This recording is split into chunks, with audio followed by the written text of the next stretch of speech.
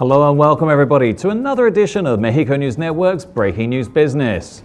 I'm your host, Elliot Bullman. Remember to follow us on all our social networks and to catch us every day by logging onto our website, mexiconewsnetwork.com, for relevant stories and news. Let's start with today's information. The federal government has relaunched the stamp Made in Mexico with the intention to boost visibility of products containing the badge in international markets. The seal serves as a guarantee that the products are made under high-quality standards.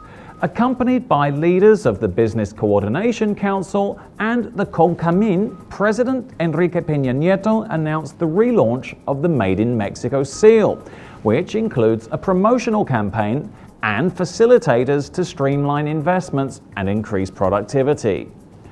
At a time when national unity is flourishing, President Enrique Peña Nieto announced the strategy to boost Mexico's economic competitiveness.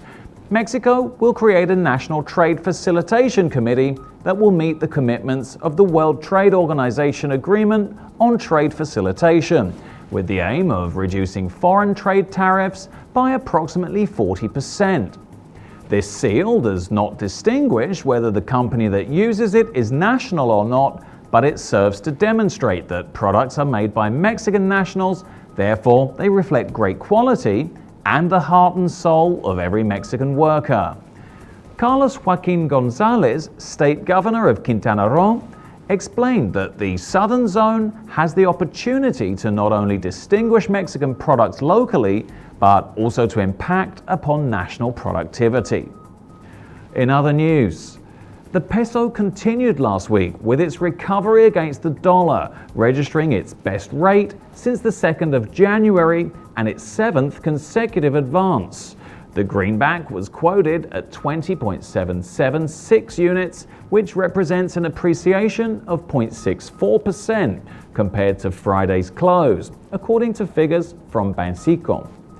The governor of Banxico, Agustin Carstens, said in an interview with the German media Börsen-Zeitung that the peso is clearly undervalued by the speculation of the markets.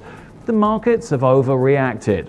I hope that the talks between the United States and Mexico will soon give more clarity and certainty, Carstens said in a Reuters report.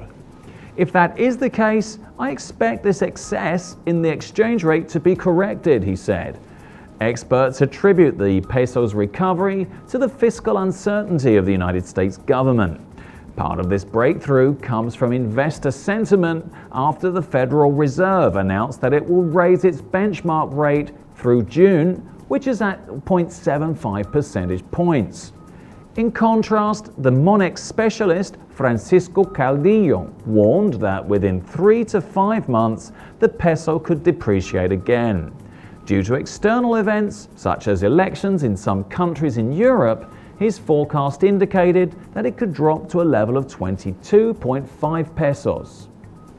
In other headlines, Donald Trump's unrelenting deportation measures caused Mexicans living in the United States to take foresight measures, and in 2016, they sent $26.9 billion worth of remittances back to Mexico.